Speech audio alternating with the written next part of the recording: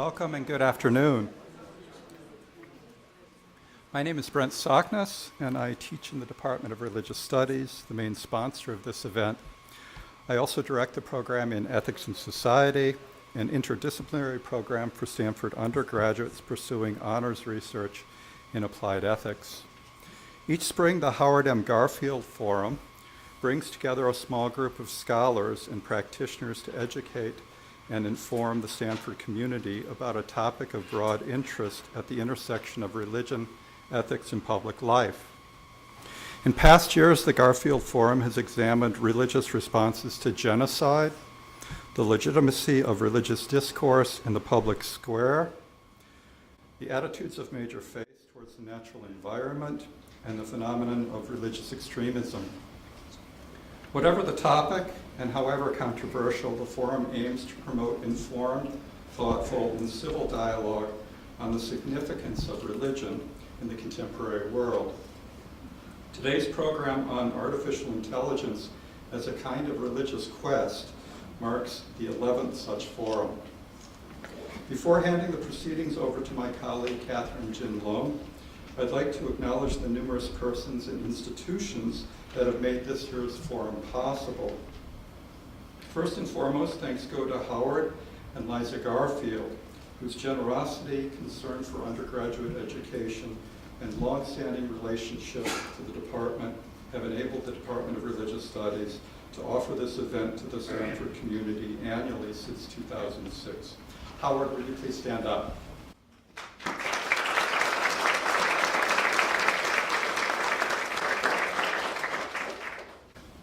Secondly, I'd like to thank our various co-sponsors, the McCoy Family Center for Ethics and Society, the Office for Religious Life, and the American Religious Workshop, all of which contributed funding or staff resources to the cause. I'd like also to thank the Stanford Humanities Center for providing this great space. Thirdly, I'd like to acknowledge the various individuals, most of whom are working behind the scenes right now to ensure things go smoothly. Joan Berry, Pam Goodman, Michael Taylor, and Ari Nickel from the Ethics Center, Cyril Melendez from the Department of Religious Studies, and Diana Bundabar from the Office for Religious Life. Finally, I want to both thank and introduce my colleague Catherine Jin Lung, who many months ago began conspiring with me to conceive and implement a forum on the unlikely topic of artificial intelligence and religion. She'll be moderating today's proceedings. Catherine Jin Lung is Assistant Professor of Religious Studies who specializes in the history of religion and race in America. She holds appointments in the Center for Comparative Studies of Race and Ethnicity, and by courtesy in the History Department. Her teaching and research focus on the lived ramifications of religious beliefs.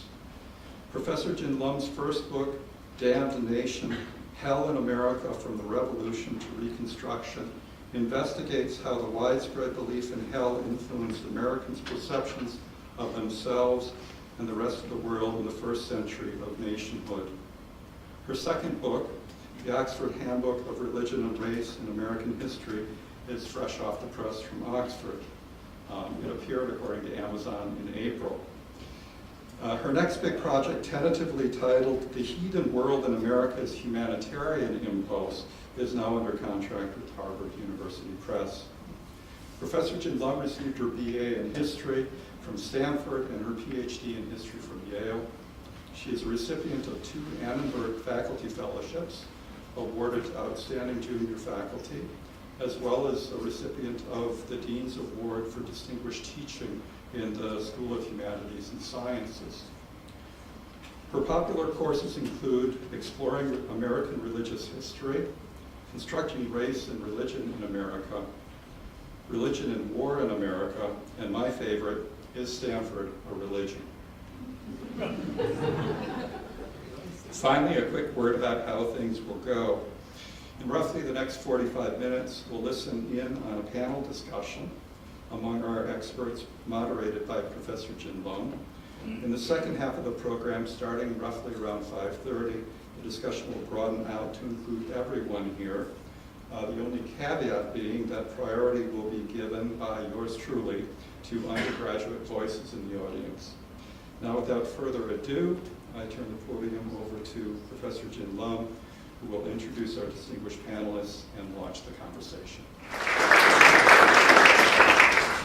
Thank you so much for that kind introduction, Professor Zachmas. So I am delighted to have the chance to moderate what I hope will be a fun and illuminating conversation about how and why we can understand artificial intelligence through the lens of religion. So in a minute, I will introduce our eminent panelists, but first, just a quick word about the genesis of this year's forum. So its roots can be found in the class that I created some years ago with a dear former colleague, Stephen Weitzman, called Is Stanford a Religion? And Steve is in the back right here. Hi, Steve. Glad you could be with us here today.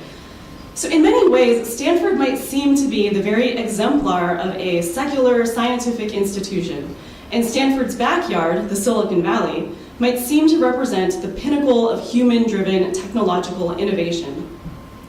And yet, Steve and I have been struck by the religious overtones behind Stanford and the Silicon Valley's quest to better the human condition through technology.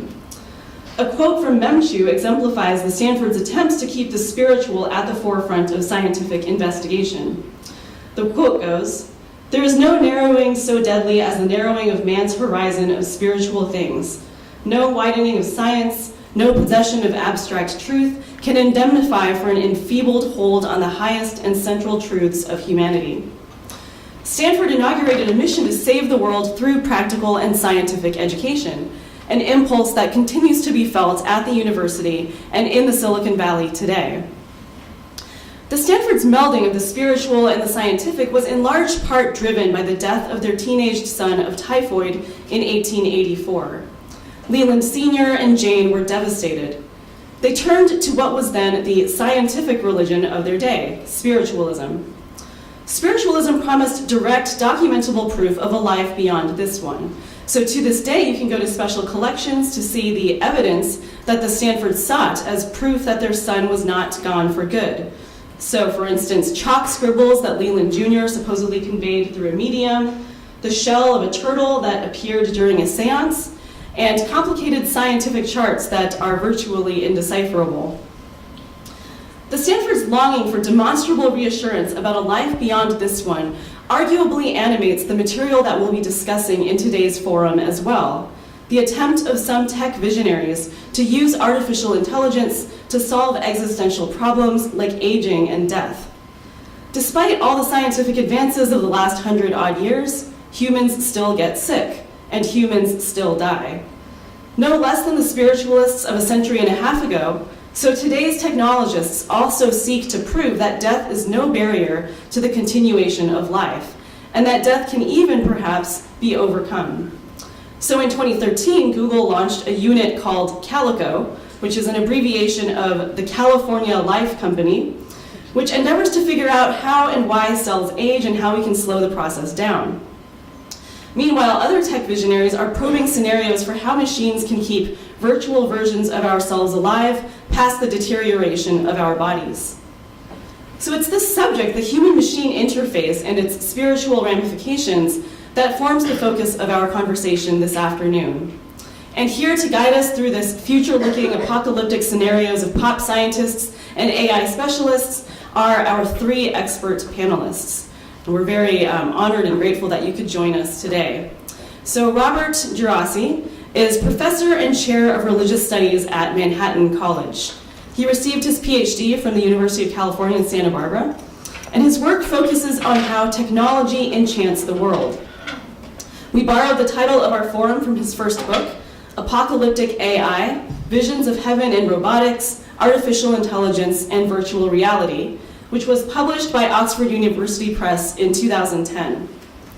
His second book has an equally catchy title, Virtually Sacred, Myth and Meaning in the World of Warcraft and Second Life. It was published by OUP in 2014. Professor Gerasi is currently working on a third book on religion, science, and technology in South India, titled Technically Religious. I love his self-description on his department website, so I'm just going to read a quote from it here.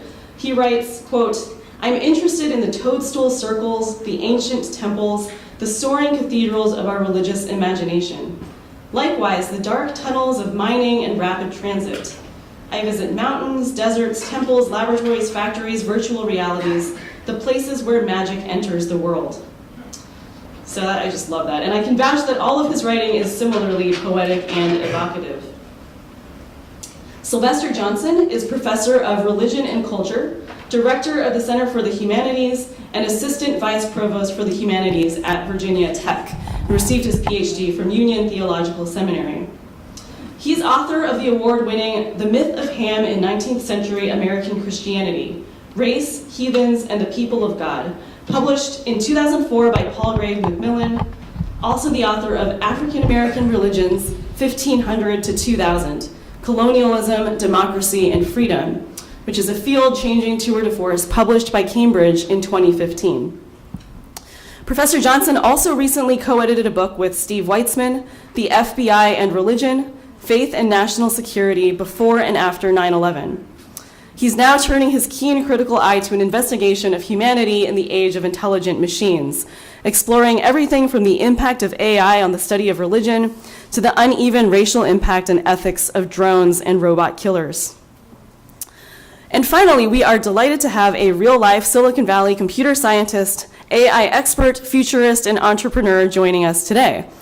Jerry Kaplan is an adjunct professor at Stanford, where he serves as the strategic director at the Center on Democracy, Development, and the Rule of Law in the Freeman Spogli Institute, and received his PhD from MIT.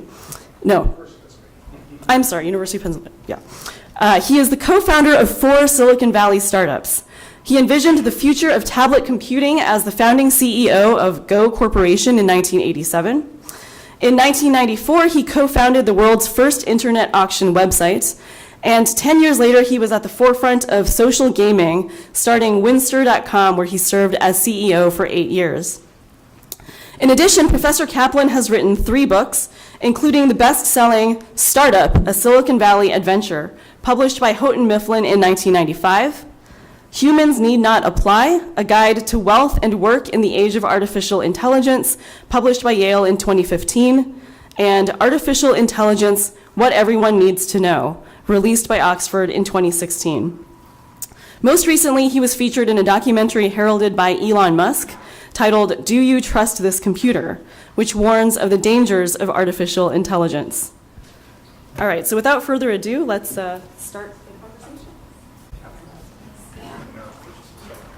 So we now have, it's like 5 seats up here available, so the first shall be last, and those who came late can come up and sit. Come on, don't be shy. We'll go in. There's also one here for anybody who needs a seat. And then we'll be all set to go.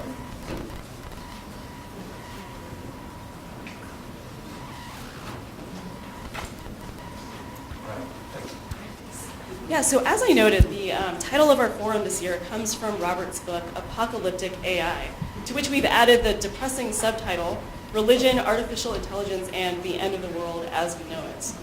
So I'd like to begin by unpacking that title a bit, starting with the AI part. So Jerry, your recently published book on artificial intelligence begins by explaining how difficult it is to define AI.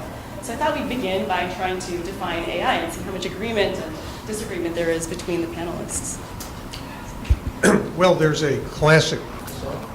Hello? You said hold them close to your mouth. Hold close to my mouth, okay. The classic definition is it's an attempt to build intelligent machines. But that's like alchemy. It's nonsense for several reasons. And it's aspirational. It's not a scientific discipline in the definition of a scientific discipline in the sense like chemistry is a definition of dealing with certain kinds of matter. So I don't really know how to define it because it means many, many different things to different people. What I do know is that it began with one guy coming up with the term artificial intelligence who was subsequently here at Stanford, John McCarthy. And it inspired several generations of computer scientists, including myself, and more importantly, inspired a whole genre of science fiction, which is what most people think artificial intelligence is about, which is, let's put it politely, highly misleading. Thank you so much. So, Sylvester and Robert, coming from the humanistic side of things, how do you understand artificial intelligence? So, artificial intelligence is a term that, as he's described it, refers to several different things. I think you could try to summarize it, or I will try to summarize it as the attempt to produce machines that can approximate certain processes that we think of as cognitive processes. Using mathematical operations right now, machine learning is a practice and concept that sits within that. It's a little bit more specific. And what we have seen in applications with machine learning, these are algorithms that are rooted in something called a classifier, putting something in this category or that category. That can be made in a very complex fashion to do things such as facial recognition, speech recognition. That, I don't know if any of you saw Google's demo of Duplex recently that can participate in conversations. And it certainly seems to approximate things that people have called thinking and reasoning. There is a lot of debate over this, but I would just want to add one thing as context, and that is we've never agreed on what human intelligence is. We don't even know what human thinking is. And so to think that we're all going to agree on what machine intelligence is jumping over the fact that thinking itself, that intelligence, is actually something that is still very much in dispute among human beings. That was a much better answer than your answer.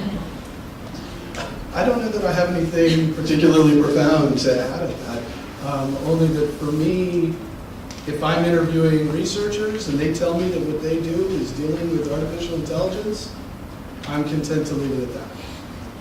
So I think that leads us to a question about the approaches that you each take to AI. I think your responses to the definition question revealed something about the ways in which you address the issue. So, Robert, you write in your first book that you take an anthropological and not a theological approach. Could you tell us a little bit about what you mean by that? So given that the total premise here is whether or not we can do things with computers like make them really, really godlike smart, or whether we could use them to copy our minds into robots and live forever. That's what I mean by, if you believe those are things that are doable, that's a theological position to take, right? That's one where you are believing in the future as that technology might unfold. I am agnostic to the question of whether or not we are in fact going to build really, really transcendently intelligent machines. I am agnostic to the question, I mean, I might be somewhat of a skeptic, but agnostic about the question of whether we could copy a human mind into a machine. So instead, my interest is in who does believe those things, and what do those beliefs, how are they employed in the world around them, right? How are they used to produce technological paradigms? How are they used to influence pop culture, like Hollywood movies? And how do they play themselves out in the lives of people for whom they are believable trajectories? Sylvester, you take a religious studies approach to AI and are invested really in ethical questions about it. So could you tell us a little bit about that approach and how that's similar to but also different from ours? Sure. So I began paying attention to this, the role that intelligent machines are playing in our lives because I was doing a visual humanities project in which I was scanning a document, and once we got it as a digital file, needed to manipulate it to do corrections, to do some named entity recognition, and so that project actually required me to turn it into an AI project. And so for about 5 years I was working on leading this effort to try to create an algorithm that would eventually ingest the text, read it, that is, and have a conversation with human beings about what it had read. And we didn't get that far, but we did start to iterate toward it. And that work, we did named entity recognition, we were working on topic modeling, we're just trying to get an algorithm to make really good guesses about what's being discussed by an author in a given set of text. And doing that project made me pay attention to one of the classic questions that exist in the humanities, that is, what does it mean to be human? has been answered in many different ways, depending upon where people are, when they are there. One of the dominant responses to that question focuses attention on thinking and reasoning. That to be human is rooted in that capacity to think and reason. And so I was fascinated at first by the implications of the fact that humans are becoming much better at getting machines to perform some things that certainly appear to look like what we call thinking humans. And if that's the case, what is the future of the category of the human as those efforts begin to iterate and play out? Is it a unique kind of category? So what are the implications for human exceptionalism? And from there I began to, because of my history in studying religion and race and social power, looking at the necropolitics of this, that is the implications of using machines in the context of deciding who will live and who will die. Warfare, medical therapies, etc. And there's also a cultural history of what things can do that's rooted in the history of method and theory and the study of religion. One of the shortcuts of this is the cultural history of the fetish. So this was for about 400 years a very robust set of culture theory that went something like this, that people who think that things can do things are delusional. And there's certain races of people, they're not whites, they're in Africa, they're indigenous peoples in the Americas.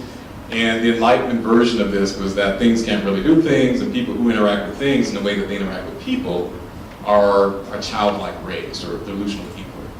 And so it is interesting to observe now, and I was fascinated by the fact that people want to interact with things in Western societies in the way that they want to act with people. They actually want Siri to talk to them, for example. They want to talk back. They enjoy having conversations with it, and that doesn't mean they don't want to talk with other humans. But it does mean that people are fascinated with this relationship with things.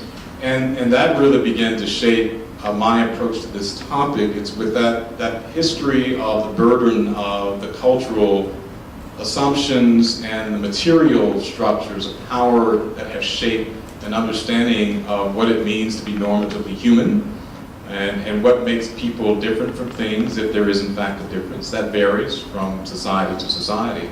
So those are some of the questions that really shaped my entry into beginning to understand what this all means. Thank you. Yeah, speaking of talking with Siri, one of my toddler's favorite things to do is to play a game called Hey Siri, which is rather funny. She just talks back and forth with the phone. So Jerry, you are directly involved in the creation and thinking about artificial intelligence at more of a practitioner level. So I wondered if you could explain a little bit about your approach to it, how you've written about it.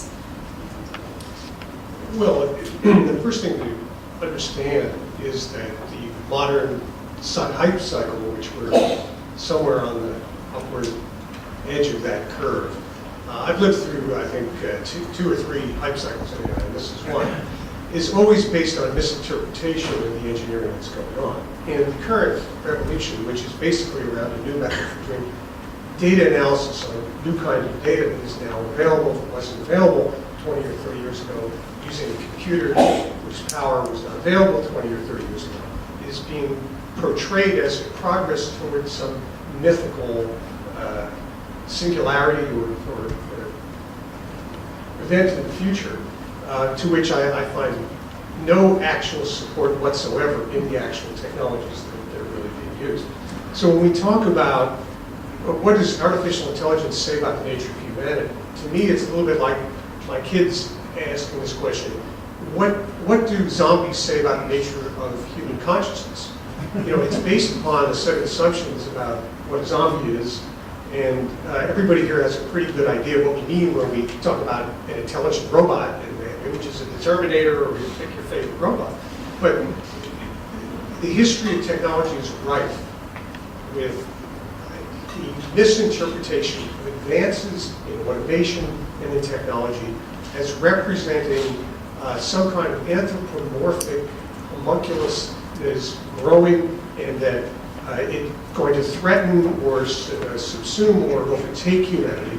And there's just no basis for this based on the actual technologies that's going on. The same way we talked about the automobile as a horseless carriage. It's that same kind of anthropomorphization. Now we're talking about autonomous vehicles, driverless cars. It's the same thing, driverless horseless carriages. And that's the way in which we interpret and understand these changes in technology. And today, it's gone way off the rails. Yeah, so you see yourself perhaps then as a skeptic, whereas Robert sees himself as an agnostic about Well, this kind of first of all, future. I'm a student of his. I read this book and I went, Me God too. damn it. This is the only guy I read who understood what was really going on, that he characterized it as a religious belief. And I found that very illuminating, particularly when you relate it back to the first century Christian mystics. I was like, oh wow, of course, it's exactly that. And we're waiting for this second coming, or first coming, that's not going to come, at least not based on what's going on. So I just think it's progress in engineering. We're building better and better systems. We're solving new classes of problems. Whether that bears on the human condition, I mean, that's a discussion for beer late in the evening and not a subject of serious scientific study. So we'll pretend that we're having a beer late in the evening to continue the conversation. So then to break down, I guess, the apocalyptic part of the title, Apocalyptic AI, if AI is really better understood as an advance in data processing and automation, why has AI generated all of these apocalyptic scenarios? Who buys into it, and what's the benefit of buying into it? Maybe we should start off by saying what these scenarios are, since not everyone here is familiar with the pop science work of Ray Kurzweil, Hans Moravec, or with your writings on the subject.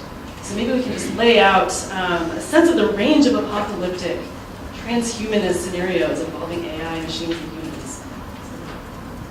Yeah. Okay. Real quick first, it's worthwhile to have a definition for the word apocalyptic, since that's a technical term, and it refers to social movements that meet certain characteristics. So there's basically a fourfold thing happening in ancient apocalyptic texts. The word apocalypse itself means revelation. It refers to a direct revelation from divine being on what will happen in the future. Right? And when we talk about apocalyptic movements, we're talking about people for whom they exist in a dualistic sort of worldview, good versus evil, us versus them. They generally feel alienated within that worldview because the bad guys seem to be winning, right? Sin is sort of everywhere in a religious sense, right? If you look in the newspaper, you get a lot more bad news than good news, that kind of thing. So you're kind of inherently alienated if you see the world in a deeply dualistic way. And at that point, the only thing that's going to rectify that is a whole brand new world, which in the apocalyptic scenario will come from God. God will create a new world. It will be a perfect new world. It will resolve the dualism of good and evil and us and them and all the rest of that. But we ourselves are not fit to live in that new world because we are compromised by the duality of our own existence. And so we'll get new bodies that will be perfect and wonderful bodies, and we'll get to occupy the new world.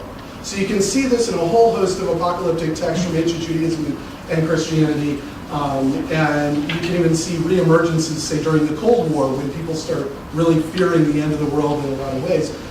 And so then, in the world, to answer your question directly, then we get people who are seeing the world as divided between computation and biology, right? Where computation is efficient, it's effective, machines learn well, they remember forever. Human beings are weak and limited, it's hard to learn things, it's hard to pass them on, as any teacher who's ever graded a final exam will vouch for, right? So, and then worst of all, we're going to die too, and we're going to take with us what we knew. Actually, Hans Moravec, one of the key innovators in this movement, actually says the worst aspect of personal death is the, quote, wanton loss of information. That's a really strange thing to define as the worst part of someone's body. But nevertheless, you can see there's this idea that there's information out there and computers are really good at getting it and sharing it, and human beings are not very good at that. And so a whole range of technological solutions, if we just had a new technological world where the machines effectively win, right, then we can resolve these problems, right? And so you see that with some people who advocate for kind of cyborg scenarios. We could perhaps have a mental prosthesis that allows us to compete with the machines, to remember effectively, to learn and so forth. You have people who argue that we will upload our minds into robots entirely and get new robot bodies that will be more wonderful than the ones we have. Or we will upload our minds into other kinds of computers and we'll have virtual bodies that we will occupy. But in kind of all, and then of course there are people on the side who are more interested in things like genetic engineering as an intervention that might improve human beings. But they're not part of our current conversation. But so within the digital technological fold, you see the cyborg hypothesis, the mind uploading hypothesis, and then the kind of virtual reality hypothesis. And those sometimes go in order, right? That maybe we're cyborgs first, then we have robot bodies, bit by bit, right? We just keep replacing a piece of ourselves until we're completely robots. But then, even then, the robots aren't really competitive in the imagined economic universe of the future because the computers will still be better at it. So then we'll just upload our minds permanently into machines as kind of virtual agents who can live forever floating from substrate to substrate. Well, I think there are two aspects to this that might be worth bringing out. The first is the false anthropomorphism that pervades all of the discussion of the field. You know, when I talk about should a self-driving car decide to kill the old person or the child, to me this is a false anthropomorphization. We don't talk about whether Microsoft Word decided to save your file, and it's really a very similar kind of thing. So that's one. The other one is a fundamentally spiritual thing, which is the sense or belief that we have a soul, I'll use that religious term, or a mind, to use a less, and that computation is somehow separate from or different from a mind, and therefore a mind, this is a part of the Disney religion, which I do talk about in my course here, which you mentioned, the idea that a mind can be moved from one vessel to another. Now, the idea of uploading our minds to machines, to me, there's just no reasonable basis. This is in my books, I call this grandpa in a can. It's not really, there's no scientific basis for it. And even if we can duplicate your mind, if we can duplicate the function of your brain, we've got a machine that operates the way your brain operates. That's not you, that's something else. And it's no different than the ancient Egyptians having icons in their graves that would carry them over to the promised land or whatever. To me, it's the same concept being reapplied in a modern thing. One more brief comment, sorry. This is really all about words. And AI has a PR problem because the term artificial intelligence is so scary and weird and spawned all of this stuff. And had John McCarthy made up that term, who was a mathematician, made it more descriptive of what he meant, which was symbolic processing by computers, we wouldn't be here today, we wouldn't be talking about this, and we wouldn't be worrying about it. And I want to point out that what's going on today, and that we're talking about as AI, has thoroughly rejected his point of view, and is actually something quite different. So the words live on, in the anthropomorphic terms like machine learning, that's totally scary. If you just called it curve fitting or whatever, we have a very different view of that field as well. And it goes throughout the entire field. Neural networks, no. It just goes on. So I'm chuckling because I didn't think that would be the Ray Kurzweil on the panel. But I have to take exception. I guess, but am I a true believer now? You're the agnostic and you're the atheist. That's right. So where I would differ, you can take. So I guess my point is that some of this is raising fundamental questions about human ontology for the kinds of reasons that you stated. So if you look at the research that is happening in microbiome, for example, the gut bacteria, the bacteria have evolved over millions of years to be able to be part of what we think of as us, as our body. So I'm going to talk about Sylvester Johnson as someone who is a person, as a concept that we take for granted. And they make Sylvester desire to eat the kind of things that they want to eat. And Sylvester experiences that as Sylvester wanting to add some sugar to his coffee or to eat some popcorn after dinner, what have you. And so we can ask this question, am I a person? Do I have a mind? And do I have agency? So you have Jane Bennett, who's written Vibrant Matter, in which she raises this question about agency and ontology. And so it's not that I don't think the concepts of machine learning or the algorithmic functions are not susceptible to the critiques that are being raised. Is this anthropomorphism?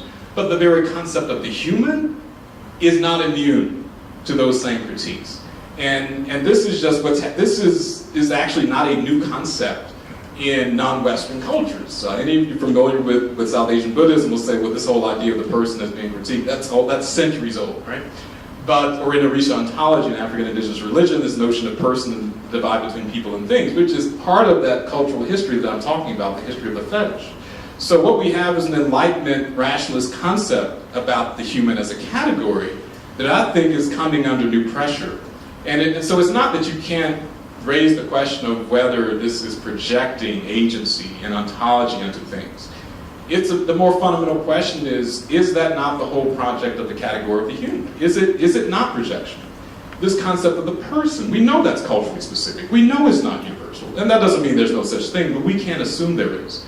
So it's for that reason, and it's also for the reason of the human-machine combining, that we can hopefully talk about a little bit more later, that is raising fundamental questions that causes the technological developments that we're seeing to bring a lot of questions and pressure on the question of humanity. Yeah, so I mean, this raises a whole bunch of questions. Maybe we can start with the question of whether these scenarios, the ones that you outlined, Robert, have any real-world influence, starting from the Silicon Valley itself, but all the way to religious studies scholars, right? Scholars of religion, scholars of humanity, right? The humanities. So what are the influences of these kinds of schemes that seem to be so strange in many ways, right? Grandma and a can, it's bizarre. Let me just briefly say, they're having very real world effects, these ideas. We just named a couple of them. One, everybody's scared. Two, people in the military, right here in the United States, and I'm interacting with a lot of these folks, are trying to decide whether there are fundamental ethical issues in the use of this technology. And they have a very different view, whether it's inherently machines themselves have ethics, or that applies to machines or not. I have a very particular view on that, but that's not the point. So it's not only infecting our public discussion and our policy making, it's actually hijacking all of that. And it's blinding us to, it's preventing us from having public conversations about very real near-term issues of discrimination, of algorithmic bias, of authoritarian control using this technology, of explanation, and all kinds of things that are really the things we should be talking about. Instead, we're listening to Elon Musk talk about whether we're building an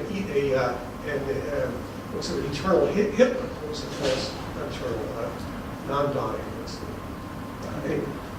Immortal, sorry. It's probably getting old, guys. First thing that goes, your vocabulary. Last thing that goes, when you forget your own name, that's when you're ready. So yeah, I mean, that just distracts the whole discussion and is hijacking this public debate. I think that's a very negative, current real-world effect that we need to counter and to deal with some more sane voices. I think we also see, I mean, since when I first started studying this a number of years back, it was this kind of fringe thing that only science fiction fans would really had any real sense of whatsoever, and now that's mainstream culture, right? It's Hollywood, it's on Netflix, it's on HBO, these various scenarios where we might transfer mind from one body to another, or where AI becomes of transcendent intelligence. So all of a sudden we're seeing this, it's kind of an enormous sweep, right? And when Jerry talks about the idea of what problems it might be distracting us from, other problems that might be more compelling, you also have to worry about things like ecological problems. If you ask me whether robots are going to take over the world in 80 years, I'm more concerned with whether we're going to have fish in the ocean in 80 years than whether or not robots are going to take over, because it won't matter if they're fish, right? So we do have, there's a legitimate cultural critique to be offered that says, look, worrying exclusively about whether or not we're going to upload our minds into robots might derail other important conversations that need to be happening. But in my experience, these issues are more popular in a variety of non-scientific contexts than they are in scientific contexts. Years and years ago, when I was at Carnegie Mellon and interviewing scientists and walking around, I was the weird guy bringing that into the conversation. Everyone else was going, well, I got this snake robot and I'm trying to make it climb trees. Because if it can climb trees, it will be really useful in urban search and rescue, right? You'll be able to release it into a burning building or a collapsed building. And if you can't get a snake robot to climb up a tree and come back down again, you're not even the least bit worried about whether or not we're going to upload our minds into robots and live forever, right? So the various scientists and engineers that I talked to often thought it was kind of a, they were like, oh, sure, we can talk about that. I don't talk about it with anybody else, so why not with you, the religious studies guy in our midst, right? So there definitely are context-dependent ways in which these conversations appear, but it is much more much more prevalent when we see it in pop culture now in ways that it just wasn't part of pop culture even 10 years ago, much less 15 or 20 years ago. So I echo all that. I think it's very important to pay attention to what the most public discussions about artificial intelligence make visible and what they align, and certainly the political frameworks, the disparities in power and representation on design teams. There's one thing I would add to what's been said, and that is that for military industrial states, AI is, and the effort to try to create something that approximates human level intelligence in machine architecture is a priority.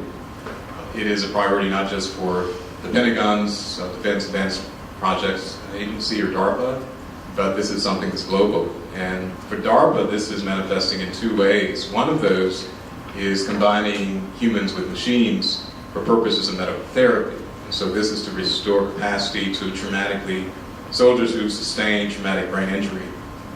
And this issue of human-machine combining, I think, actually significantly changes some of the implications of the discussion that we're having, because this is not humans versus machines only. It is humans who are increasingly being enhanced with machine parts. People already have cochlear implants, for example, that allow them to hear again. But the neural implants that DARPA is working on will go much further than that. The other is pure enhancement, and that is things that are not related to medical therapies. But those efforts are happening within the context of militarism, and it is very much about necropolitics. It is about technologies of death and destruction and expanding the capacity for that. So those effects are already having a huge impact on an expansive scale if we think about the impact of drone warfare and the killings of thousands of people worldwide just by the US, and other countries are also using these drones. So that's another dimension of this, but in some ways echoes what's been pointed out before, and that is there's a lot more excitement about the ooh and ah dimensions of this technology, and less attention that's being paid to how asymmetries in social political systems and power iterate through these technologies. I think it's worth mentioning two other major areas of policy that are being heavily polluted, if not hijacked, by this particular area. One is in economics, with labor. What's all this going to mean for labor markets? Now, the meme that's out there is the robots are coming and they're going to take away all our jobs. And you can think of this as apocalyptic in the sense, well, pretty soon humans won't have to work. Well, is that going to be good? Is that going to be bad? It's nonsense, because it's based upon a discontinuous view that suddenly we're developing this new kind of thing. But if you understand that as simply the next advance in automation, and there are certain tasks that can be done by machine and can't be done by machine, it's much easier to project out into the future what kind of effects it's going to have on labor markets. The other one you mentioned, which is very serious, is it's infecting geopolitical strategy in a way that is counterproductive and wrong. When you've got people like Vladimir Putin, I never thought I would quote him, but here I am. I approximately quote him. He was in an interview, he said, whoever gets to AI first will rule the world. And that reverberated around the world. And now we have yet another AI race being presented between China and the US, which I think is a false way to look at it in a lot of respects. And most of you weren't around, but we went through this with Japan about 30 years ago with the fifth generation computer project. It was the same thing. They build these statistical machines. They're going to be able to do inference and like, oh, what are we going to do to the Japanese? It was this sort of slightly, sorry, I'm losing all my words today. It was a fear of the foreign invasion from Japan that, of course, never materialized, but billions and billions of dollars were wasted, misallocated, this both on the Japanese side and the US side. And so, you know, I think this is going to be a big problem. Right here, there's a question in the US. Why people are saying, why are we allowing all these Chinese students to come here and study only to steal our technology? This is characterizing this. Take it back to China to compete with us. Well, we've always trained Chinese students, and what are we really doing? And is that either that's good or bad? That's what these institutions like Stanford do. So we're having real-world effects, and they're much more significant, I think, than people realize. Yeah, so thank you for that response. I think it's really important to keep our eyes on what this kind of apocalyptic scenario is glossing over. But it does raise the question of who buys into them and why, right? Is it just the kind of ooh of the top scenarios, or you know, why do people like Ray Kurzweil, who are very educated, who know a lot about the technology, you know, why are they buying into these kinds of scenarios? When I teach this material with my classes, the students always say, "It sounds horrifying. You know, I don't want this to happen." So why do some people want this to happen? So I'm kind of biased in that I'm a religious studies person. But it seems to me that human beings are deeply and inherently religious. We're looking for meaning, for magic, for wonder, for enchantment in the world. All of us are looking for that in one way, shape, or form. And if you don't have a universe where you can see the world as meaningful because, say, God made it that way, well, then you're going to need some other avenue for expressing that deeply human instinct isn't the right word, but behavior.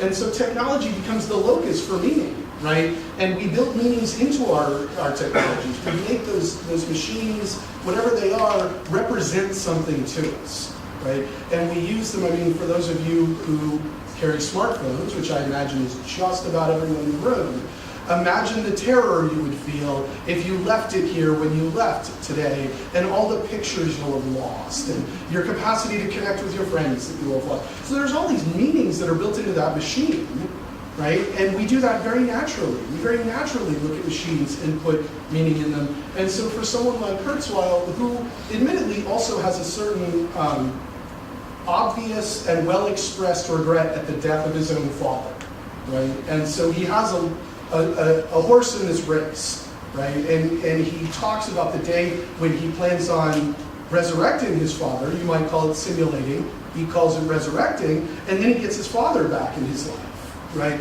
So he has motivation, a very meaningful and powerful motivation, and he is a human being, and therefore he is looking for meaning and magic in the world. And so the prospect of artificial intelligence becomes an easy and effective way to bring those interests together.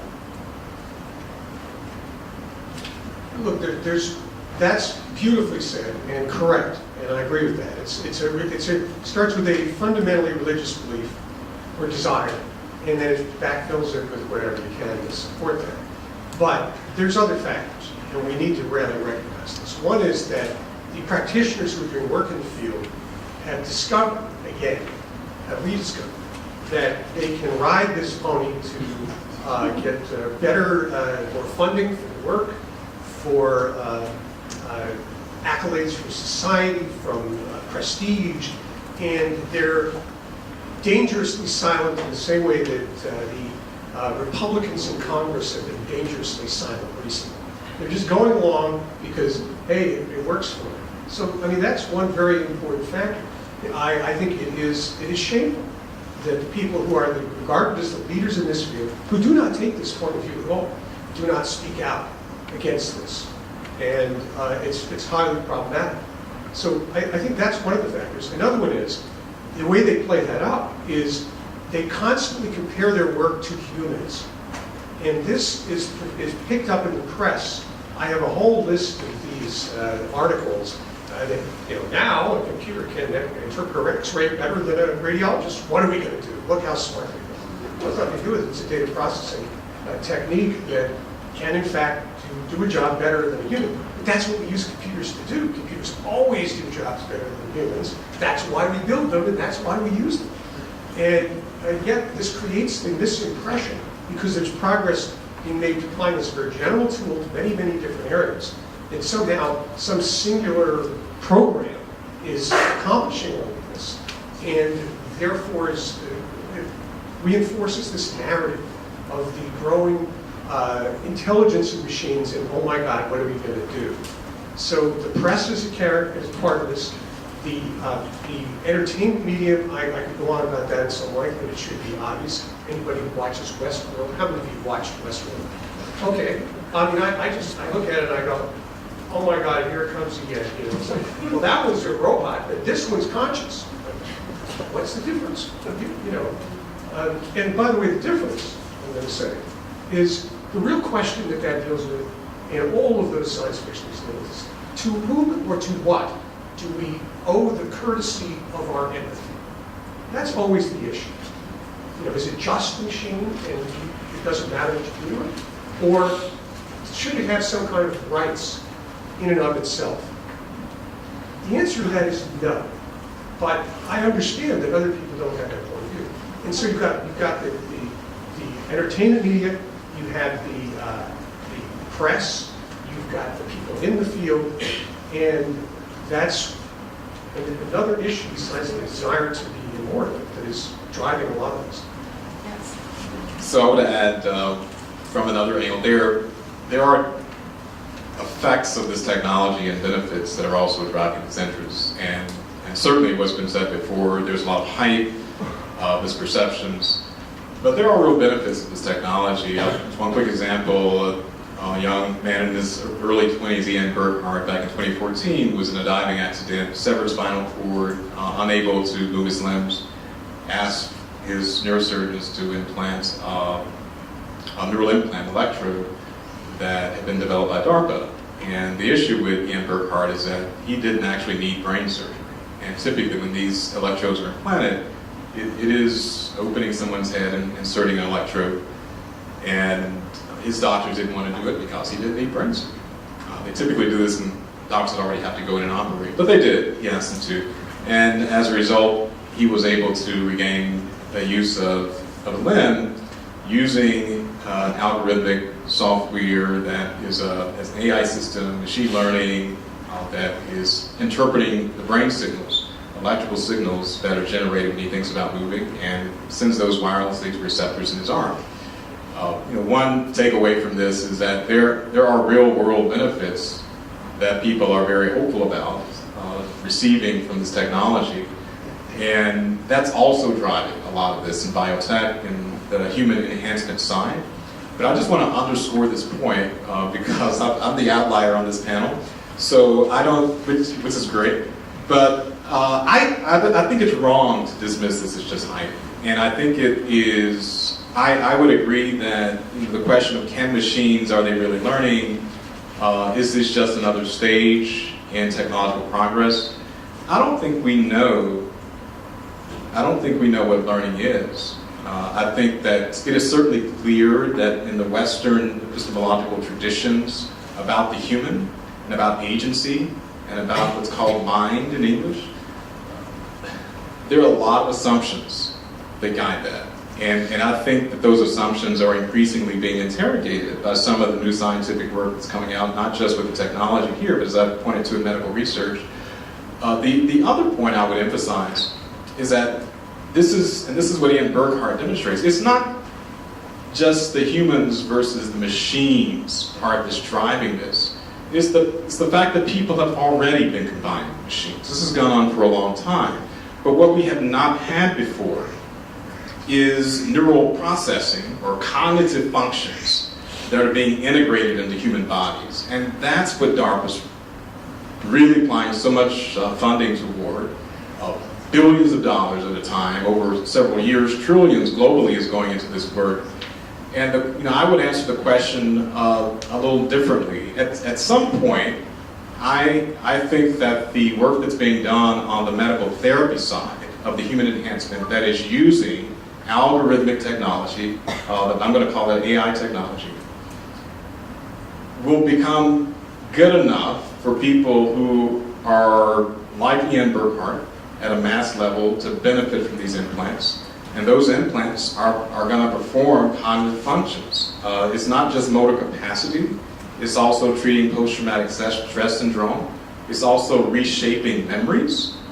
It's making decisions. It is possible for these machine systems to communicate already with a human biological neural system.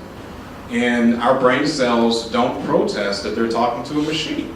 They don't have the debate about communicating with one another that we're having right now. They just communicate with one another. And we could even say, well, it's not really communication. But then this really is about language. Because if you can have all of this functionality, and we can say that it's not mind, that it's not thinking, then at some point you are going to have a very deep ethical problem. And so this is also part of my interest in the ethics of this.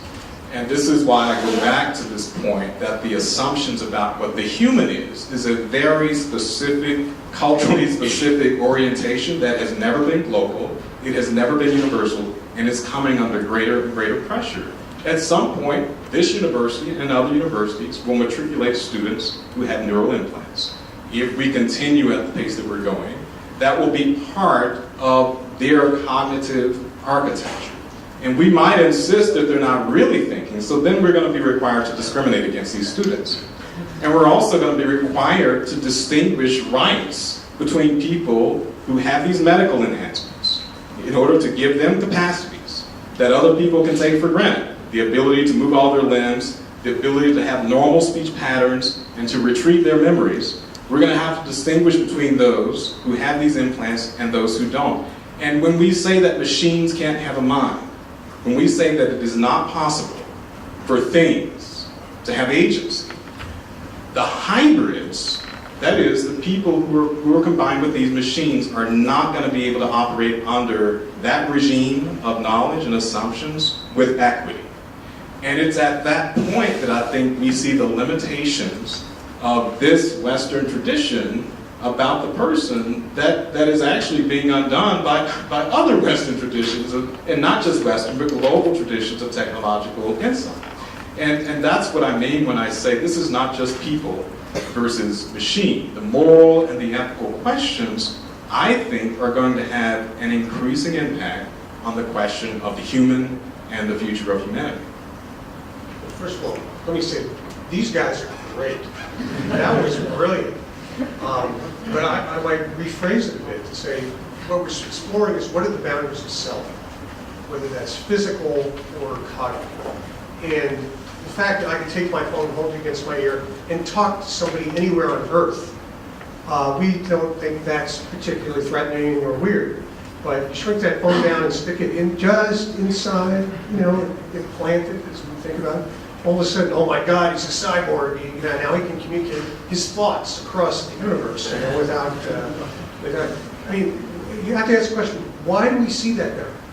Why is that boundary so threatening or important to us? But these are very important questions because just as they're struggling in the Olympics to decide whether certain kinds of drug enhancements are legit or not, that's exactly that debate that will have to take place as far as all of these enhancements go. How many of you undergraduates here have or are taking, what do they call methamphetamines? Animal. Don't raise your hand. Camera rolling in the back. I think they really are called methamphetamines, but it's a whole question. How many of you have those in you? Okay, don't do it. Probably not 50%. Now, is that fair? You take that. Is it okay to have a cup of coffee before you go to the exam instead of taking your pill? These are all the important issues. that we don't, I think we have good frameworks to deal with them. And there's that, our ability to affect people are changing. And so I've had the good fortune of getting to talk to my students about this for many years, and I've gotten to watch their perspectives change. And if I were a smarter man, I would have been keeping track of what they told me semester after semester for the last 15 years, because there actually are really interesting perceptual changes. Because even 15 years ago, I could look at my students and say, it is highly plausible that blindness and deafness could be cured in your lifetime, that you will never have to suffer those problems, right? That's a plausible scenario. It's also a plausible scenario that we could take your smartphone and shrink it down really small and insert it in your brain and wire it up to your brain, right? And you get to benefit from all the cognitive advancement that would come with that. Now, my students have consistently been in favor of solving problems like blindness and deafness, right? That's not something that they experience much ambivalence over. The question of whether or not you'd want to enhance yourself with something like a computer implanted in your brain is one that has curiously fluctuated over the years. When there was a generation of students, 5-6 years ago, who faced with the prospect of having a phone implanted in their head were absolutely thrilled. They couldn't imagine a better use of their phone than to have it permanently affixed to their brains. But my students now, who maybe their phones have come to occupy a little too much of their lives, they reacted with horror this past spring. I mean, it was the strongest reaction I've had. But the idea that they would have to constantly have their phones, wired into them was one that they were terrified by, because they didn't want everyone to have that constant access to them.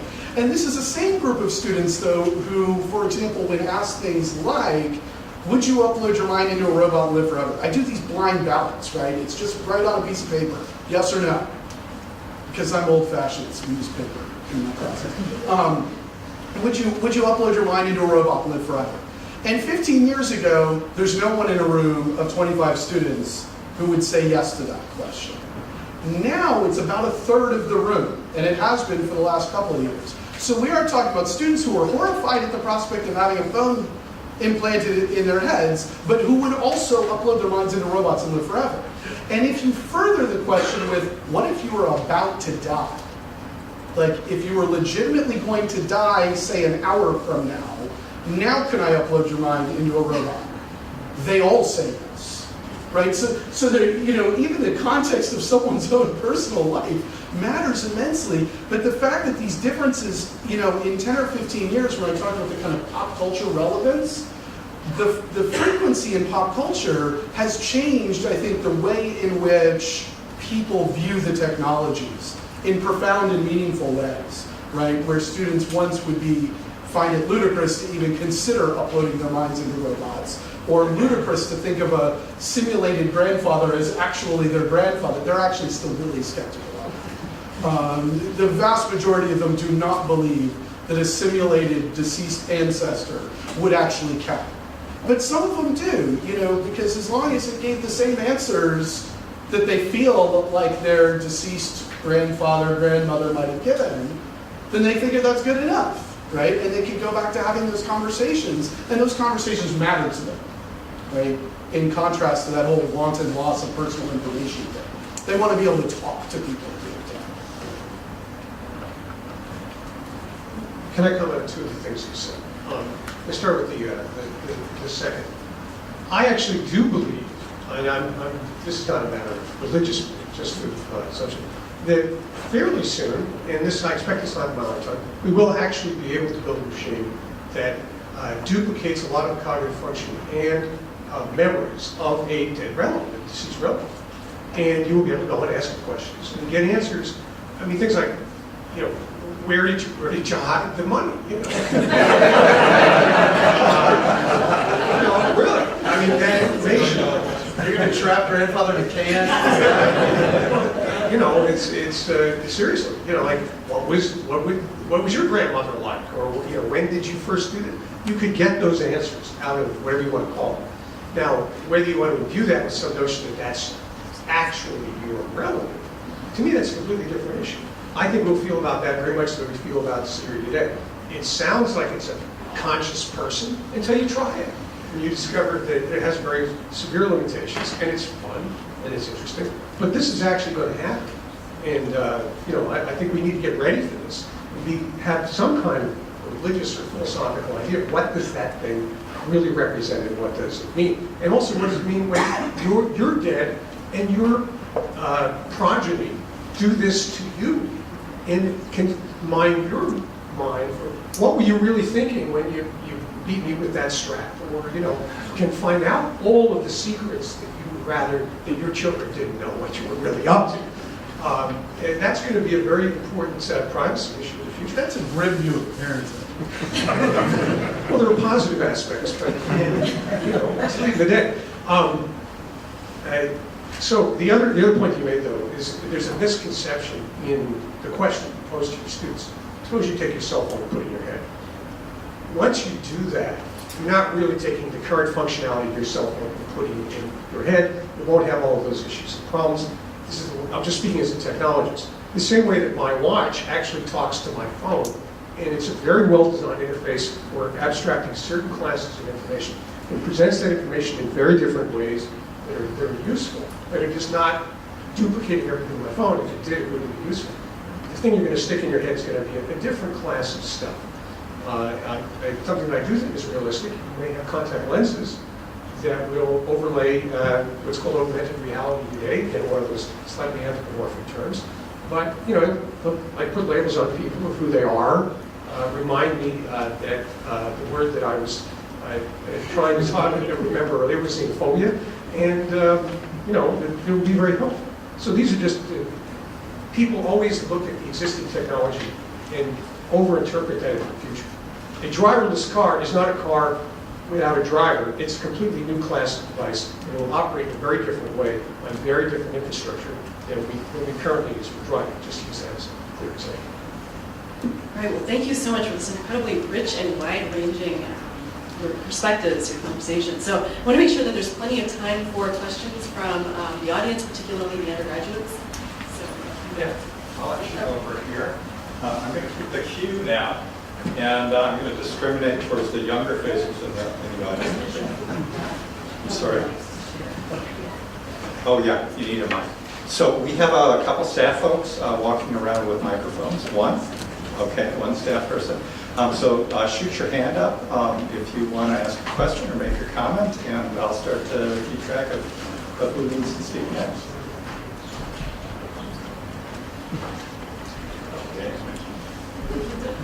Just a minute. I thought I saw another hand. So there's over to Tristan.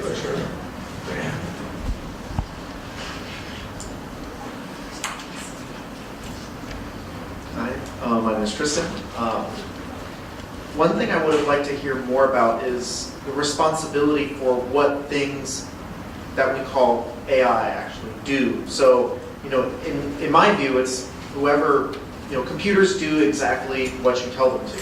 Like that's exactly, even an artificial intelligence is still at the core a set of, code or ones and zeros that are doing something. And so my question is like, what do you say about the responsibility? Because I feel that some people kind of abstract that out to say, well, it's the car's decision to, that's the classic Uber one. It's the car's decision, to, sacrifice the owner to save more lives or something. But it's really ultimately coded by someone. Someone has to make that decision. And so everything goes back to that. And I just wonder if you have any thoughts on that.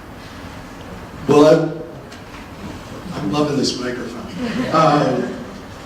We could make it an even worse, more complicated scenario and say software designed some of the software too, right? And then all of a sudden, we don't even have not just one person, not even a group of people, but a cascading, unclear set of responsibilities. But I'm actually going to be super pessimistic.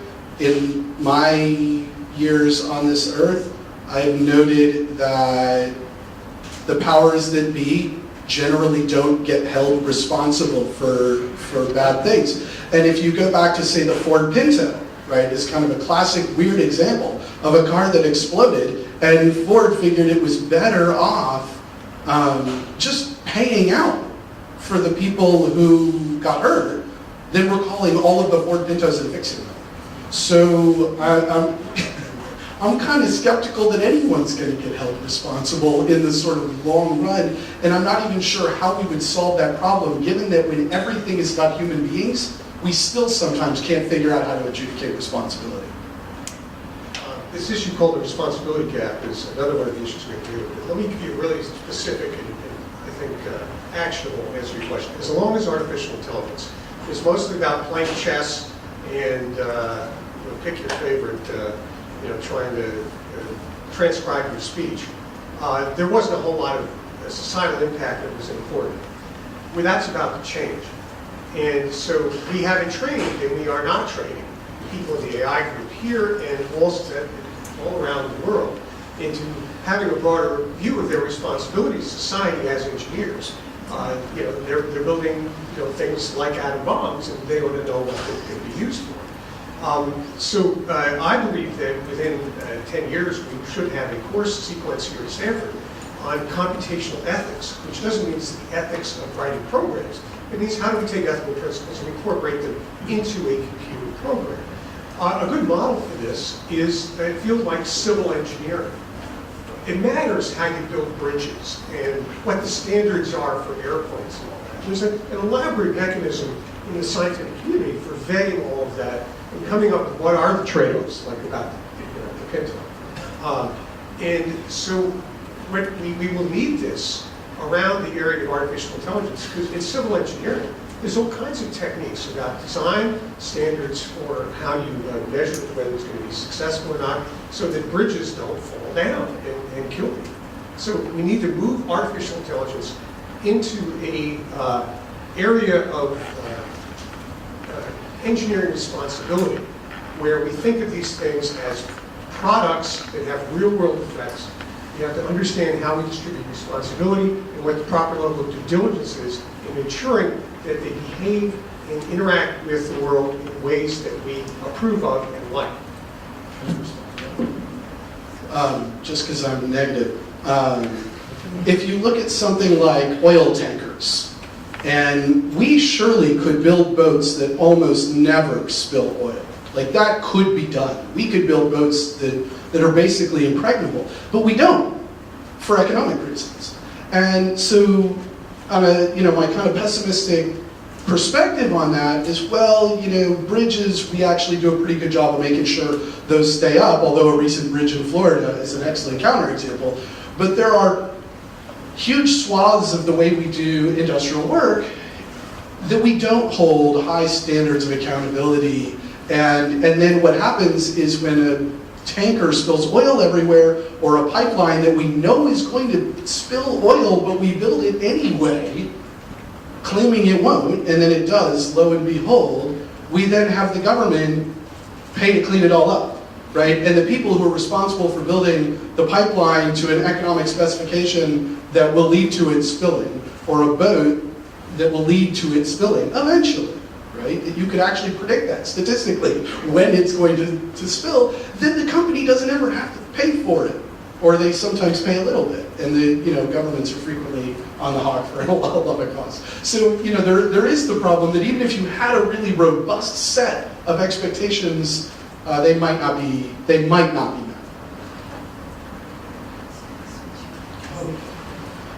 Joni, right in front there. So I've made this point thank you for the wonderful debate. I've made this point at another AI forum, but you were talking, Jerry, about how a lot of this focus on superintelligence is a big distraction from the problems we have right now. Well, we talk about that again. You got my microphone. Toss up. So they talk a lot about incentives and utility functions and the paperclip maximizer, which is the AI that is told to make as many paperclips as possible, and so it consumes the earth and turns into paperclips. So that's an incentive system going up. And my argument is we already have superintelligence to run amok. It's called companies. And so if you think of a team of lawyers, a dozen lawyers, a dozen marketers, the IT team supporting them, a bunch of AI algorithms, and the data of 1 billion people all working together to nudge you into buying their client's product, how is that not a superintelligence? And so my argument is that if they want to help, they don't have to pontificate about superintelligences following hypothetical incentives. They can look at the ones we have following one incentive, maximize profit for the shareholders, and figure out how to rein that in and make that always work for us and not just work as far as it has. Thank you.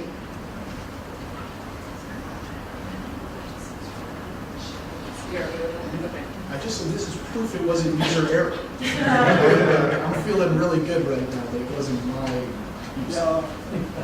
Look, the real problem is the incentives in this case. And it was only about 50 or 60 years ago that the Supreme Court of the United States decided that profit maximization is what corporations should do. These are social policies. We get to set them.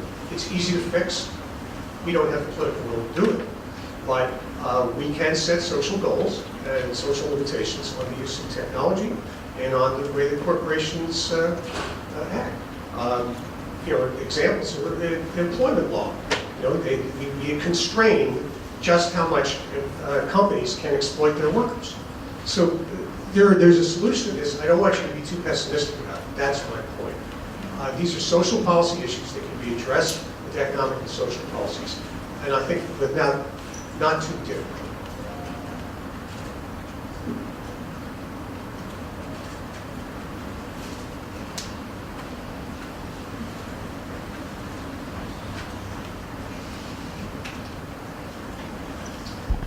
So I want to build on the idea of this kind of hybrid human for a second.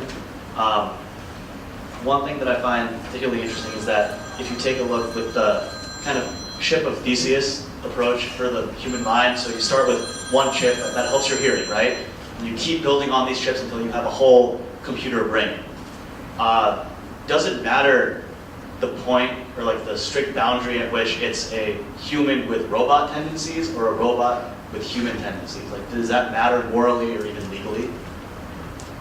I think morally we have to talk about circles of empathy, right? And that a circle of empathy, I feel, could include a machine. I mean, if there were, we already sort of kind of do this, right? All the people who've named their robot vacuum cleaners, they've already kind of put their robot vacuum cleaners into their circles of empathy. Not very close into them, but they're sort of there, right? And if a machine could really interact with you in a way that was commensurate with the way that your good friends interact with you, seems like you owe that machine the courtesy of treating it the way you would treat your friends, right? Whether we'll get there, I don't know, but I do think that's a relevant, that we ought to be prepared to talk about bringing people into, or bringing things into the circle of empathy. I happen to disagree completely with that. Yeah, the issue is, for me the threshold issue is, do you believe that object or thing or whatever it is can feel pain? In that sense, if it can't feel pain, the whole thing's a charade, and it doesn't have anything like a human experience. We can look at this by understanding how we treat animals, is a good way to see if there's a slippery slope. Would you go back into a burning building and save your dog? Some people would, some people would not. Would you go back in to save your goldfish? Might have a different answer. Do you care about the flies that are eating food in your garbage? No, you're not going to go back in and save them, and you don't have. Most people do not have a sense that that's something to do. So there's an analogy there that we use to solve this particular question. But the technology that we have today, I'm going to keep saying this, is just nowhere near anything that I think even vaguely qualifies for something that we should pay attention to. We may enjoy anthropomorphizing our cleaning or our car or our toy dog, but it's just an illusion any more than a child's toy is something that they transfer their feelings to. I think it's a mistake for adults to do that. This is going to be one of the big debates of our time, one of the grand challenges, and it's about, I'm going to come back to this category of the human. The history of that category is the history of excluding most Homo sapiens from it. That's the history of it. And in terms of, the things that he's raising are certainly, all of us are raising here on how do we determine who's in a political community, is the way I would phrase that, is a very difficult one. And it's very complicated. I don't think we're prepared for that for the simple reason that we haven't gotten it right with Homo sapiens. There's still biological humans who are denied basic treatment, basic rights in this country. They're mass incarcerated, they're exposed to conditions that the United Nations condemns as torture, and most people in our society could care less. We know they're not machines, we know they're biological Homo sapiens, but we continue to do this. I think that the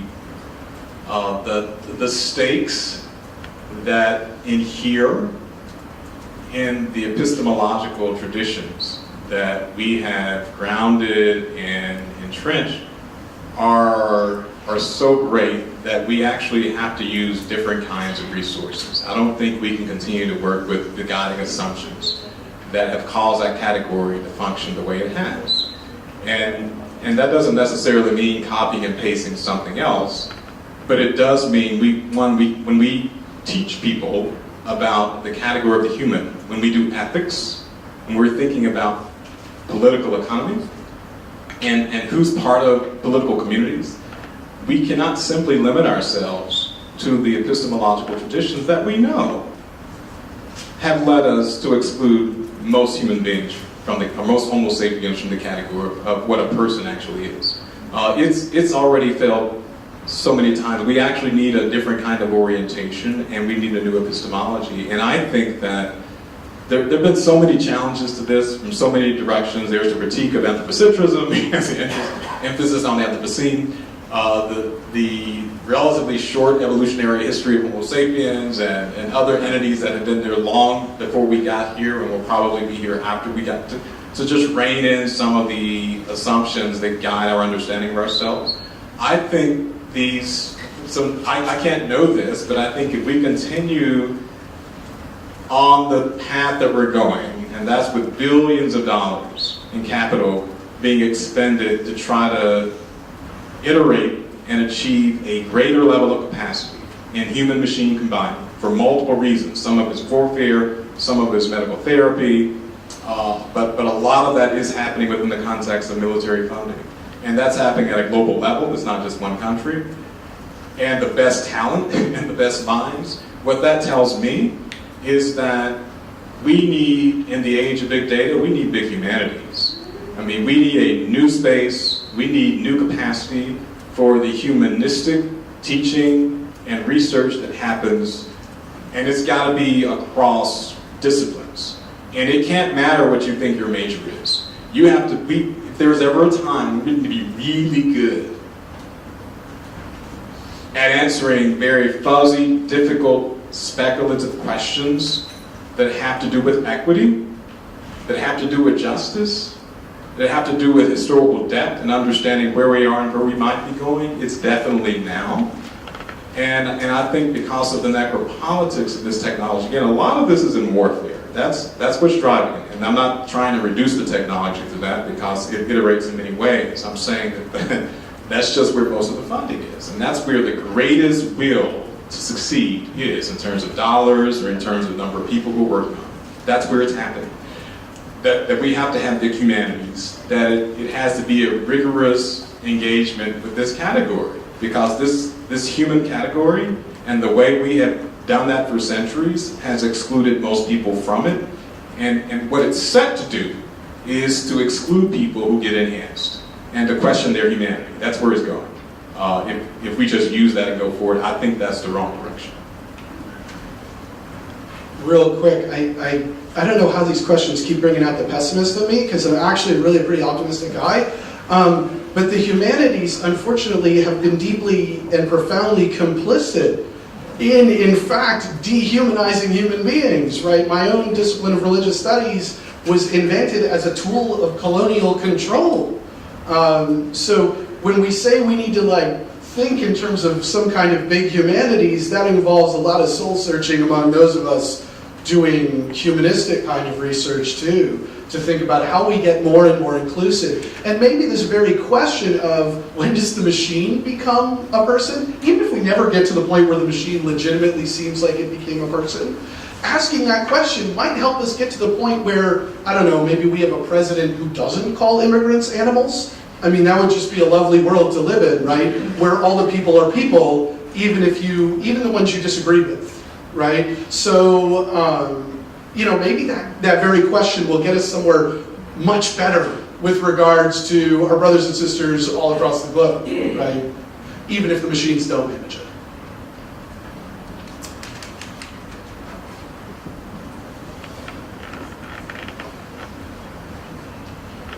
Thank you. I was curious about in a world perhaps completely inhabited by technologies of humans. Are they only adults? Where are the babies, the children? Where do we have children anymore? Do we have? Will we spend money on a technology that grows? Like, will we have one that's like behaves poorly and has to learn, or like how do we instill within it? Or do they not need instincts? Do they not need recent memories or past bad experiences to learn? Will we spend money on a brain that develops anymore? Or will they all just be fully awesome, whole, complete adults, enlightened adults? So if you look at the kind of futurists who are claiming that in fact we're going to do things like have really, really transcendently intelligent machines, Ray Kurzweil, for example, does talk about reproduction. Even in a totally post-biological universe, where there might be no biological human beings left, he'd say, well, 2 machines or 3 machines or however many machines you might like could still get together and sort of all share part of what makes them them into a new entity. Now, whether that would be a great way to reproduce is really a meaningful question, because we don't know whether that would produce functional offspring. We don't even know if offspring is the right word for that. But assuming we want to call them offspring, we don't know if they would be functional. And so many of the people who are claiming, that the future is going to be such that we can't even predict what it's going to look like, they're still trying to predict what it's going to look like, and they're still doing it within the constraints of human life as we experience it, right? And that there will still be mind children in some fashion. And those mind children will go off and explore the cosmos and that sort of thing. And they'll be different from whoever their parents were. So that they're at least advocating for a world in which there will be some version of child. Whether you would agree with them or not on whether that constitutes a child would be a separate question. I'm agnostic. If we look at the characteristics of technology, particularly digital technology, compared to biological organisms, there are a couple of fundamental differences, and they do bear on your question. They don't start in some nascent state and then grow. That's not the way the thing works. But most important, there are 2 things. You have to ask the question, why are you different than the person next to you? Why are you you and she's her? And the real reason for that, I think, is 2 things. First of all, biology has not figured out a way to transmit information more or less at very low cost instantaneously across that kind of a distance. And the second is energy. When you eat something, it doesn't help her to live. Okay, but machines are different. That's not the way it works. And if any of this stuff does come about, I do think it's perfectly legitimate to say there's only going to be one of them. And that it may or may not be eternal, but it's not going to go through a life cycle in the sense that humans do. Because machines can communicate and can share experiences. They're not different. We will see these autonomous vehicles going all around the streets. We think, well, that's one car and that's another car. That's our humanistic bias. The truth is they're communicating with each other at extremely high speed. And it's actually one system, will be one system that will decide where they go, how they go. It's like a train where you decouple the cars and they can move around separately. So a world of the sorts that are being envisioned are completely different in some very fundamental ways. And our whole notion of an individual, boundary to self, that we're talking about a little bit, just doesn't apply in that world. So I think it's going to be totally different.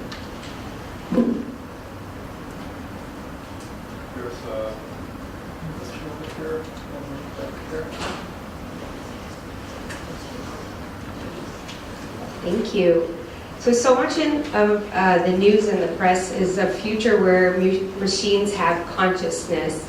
I was curious to know where and what your perspective is on then what happens to the value of human judgment. So I have tons of opinions on this. Let me do my ad for my course. CS22A, Social and Economic Impact of AI. I'll be teaching in the winter again. It covers all of these issues. We have no idea what human consciousness is. Whether you can apply that term in any meaningful way to a machine is entirely up for grabs. It's completely unclear, and there's certainly no reason to believe that the things that we're doing today are any even baby steps toward some notion of machine consciousness. Problematically, what human consciousness is seems to depend very greatly on what part of the world you were born in and when you were born, right? So, if we take an ancient Buddhist philosopher and we ask that person, what is consciousness, you're going to get a wildly different answer than you might get from, say, a 21st century Protestant Christian theologian, right? And that leaves out the scientific side. I mean, scientists don't all agree either. They have wide differences on, and what if the Buddhists are right, and there's really a fundamental layer of consciousness that sort of we all participate in? Are robots going to start doing that? I don't know. But it's a question, to some extent, those are questions that human beings are incapable of answering, right? We're not capable of adjudicating between Buddhist philosophy and Christian anthropology to figure out what constitutes the right version of human consciousness. Like, all we do is argue about that, and we don't come to any real answers. And so by the time the machines, if they were to ever enter into that competition with us, probably they just have their own version of it. If they could participate in that conversation at all, it wouldn't be like all the machines were Buddhist or something, or all the machines mirrored kind of 21st century Protestant Christianity, or they would all have their own, I don't know, it'd probably just be even more arguments about what it meant to be conscious as either a machine or a person. I would just quickly speak to the last part of that question, and then what happens to human judgment. And I think that it's fair to observe what we're already seeing is a tendency that people have to trust machines more than human judgment. This is why people have been known to drive into a lake. Their GPS tells them to turn right, and they can see the lake, but they said, well, it said turn right, so we must know what he's talking about. And they sink to the bottom. That we know that people have this tendency, and that the machines and the sociology, the human sociology around it certainly tends to reify authority and accuracy. We can look at predictive policing, and this we can look at the medical diagnosis using the financial analysis that machines are used for. And that is a dangerous tendency when people stop trusting their own judgment because there's a system that processes something. And even if it can be more accurate, it could also be wrong. But you got to look statistically, right? The reason why robot cars are theoretically and almost certainly in the near-term future better than human drivers is that human drivers are universally incompetent. That's every last one of us, right? We make mistakes that are deeply problematic. You don't need a perfect robot car. You need a car system that's better than we are. And then you acknowledge that it's going to make mistakes now and then, and that's okay as long as it makes fewer mistakes than all of us would make. So when you kind of outsource human judgment, the real issue is just making sure that in whatever domain that judgment is taking place, that it's better than we would have been, right? I mean, the number of people who die due to medical error is extraordinary in this country. So as long as the robot diagnosis system brings that number down, it doesn't matter that human beings are making fewer of those judgments, and it doesn't matter that sometimes the machines make mistakes, because they're going to, as long as they're just better than we are. I'd like to amplify or quibble with that a little bit. It depends upon where those mistakes, how they're concentrated, and what groups they fall. So let me just make that point. If we just decided that, okay, everybody over the age of 65, they get sick, we're going to reduce medical costs by not treating them. You might say, well, it's going to result in a utilitarian maximization but there may be certain lines we do not want to cross. This is coming up today with this debate about gun violence in schools. Statistically, it's meaningless. You know, it doesn't matter if 20 kids are killed in one particular school. The truth is, 200 or 2,000 kids are going to die in automobile accidents, and the money we might put into securing the school might never be put into training, private training. But nobody's going to go there because of the characteristics of that particular thing. But the other thing I was going to say about this, which I completely forgot now, was, the trust in computers. These ideas that we have roots in PR from companies way back when. And IBM, in particular, when I was a kid, promoted the idea that machines are infallible. These computers are infallible. Machines don't make mistakes, okay? And that's an idea, when I heard another one, I think of you, that they specifically planted that meaning that you're repeating here 50 years later, which is that computers do only what they're programmed to do. That was done to sell mainframes into corporations whose managers were afraid that machines were going to take their jobs. And IBM created that as a marketing riposte to the original concern.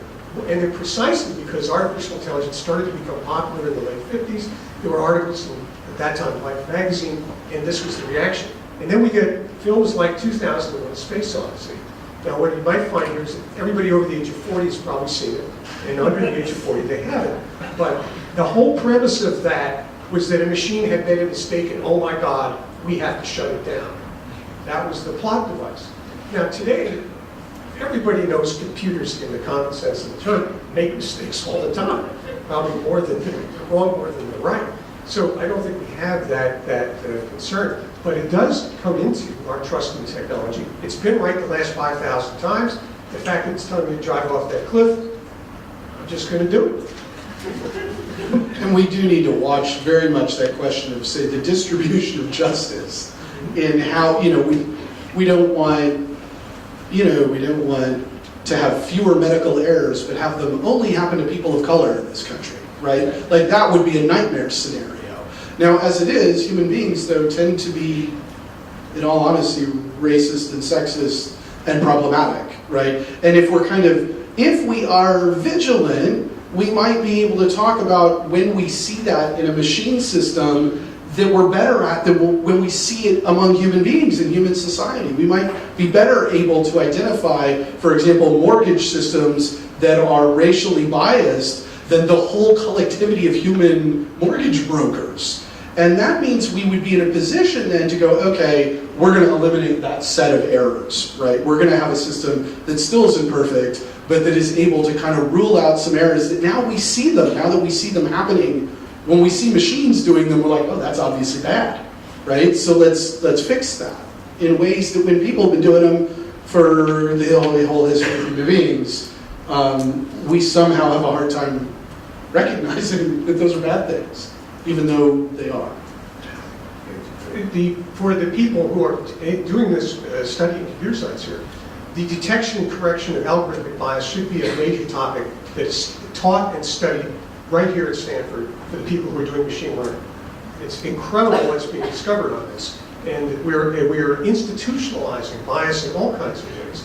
And it's very subtle and it needs to be done. So that's just one of the many ways in which I think calling humanities need to be incorporated into the engineering curriculum, and not as assignment, but as part of design principles for these types of systems.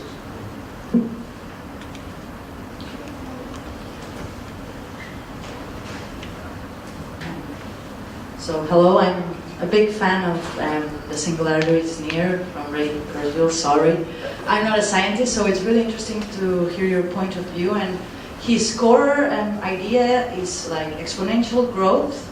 I would like to know what you think about. Like he thinks that evolution progresses in an exponential rate, and also particularly like information technologies, and that's like how he arguments all his predictions. I would like to know how would you refute that?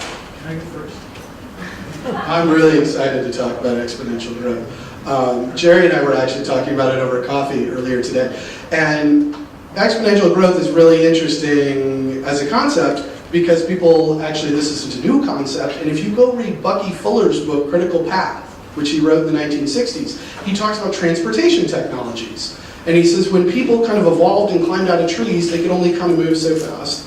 And then we got more upright, and we could move a little bit faster. And then we started riding animals, and we invented, wagons, and we can move faster. And then we invented bicycles and cars and airplanes and rocket ships, and by the year 2000, we're all going to teleport. And that's not true, right? With the year 2000 came and went, and we hadn't even come close to teleporting. In fact, our rocket technologies weren't even all that much better than they had been in the 1960s. But so in terms of speed, which was the question for how fast you can move, right? There are always economic constraints on any kind of growth. And my father is an economist, and my mother's an accountant, so I'm just kind of, I guess, brainwashed into thinking about economic constraints. But economic constraints are always real. There's no universe where any kind of growth could go on forever without the constraints of resources that would affect it. Now, that's not to say that the growth couldn't go really, really high, right? It could, in theory, be really, really impressive. But the idea that it can go forever the way Kurzweil proposes it is that seems like that can't be true, right? Even though it could be impressive in technological growth. Ray is correct that people don't have good intuitions about exponential curves. That's true.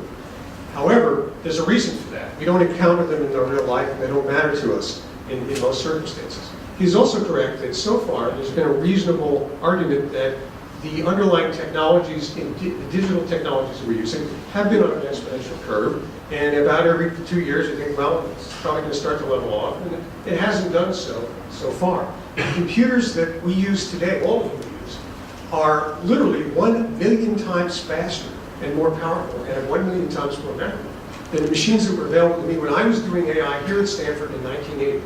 So that's a completely different thing. But there's something to be important to understand, particularly when it comes to artificial intelligence. Most of the progress in the field is because the computers are faster, we have more memory, and mostly we now have access to large quantities of digital data. That's where the progress has been, and we've been riding the back of that now for a long time.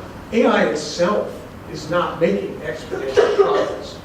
In fact, there's a school of thought that's very, very recent that I've been reading about, people quietly talking about the machine learning is running out of steam already. It's going to be applied widely to a whole bunch of areas. But in terms of fundamental new capabilities and advances, they're probably not there, or they're not going to appear to be there. So there's a gentleman up in front here, Joe, who's been waiting the entire time. Yeah, thanks. Jerry, just a quick follow-up on something you said. You talked about grandfather being deceased but transferred into some kind of accessible place, and then we can ask him where he hid the money. Would it be possible, you seem to say that this is not inconceivable, would it be possible to ask grandfather questions like the secrets that he never told anybody and get actual historical data from him? And how would that work? I don't quite see how that works. Well, I've been thinking about trying to write something up on this, but that's not even far-fetched at all. We're just going to have to get used to a world where, in principle, during your life or after you're gone, we'll be able to look into your head and extract exactly that kind of information. There's a big debate today about torture in the military to extract information from people.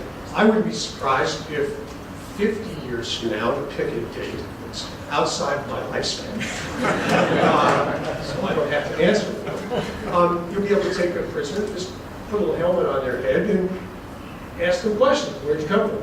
Who's your boss? Whatever you need to know. So this notion of privacy, I think, that we have currently, it's based on some biological limitations. It's really likely to go away.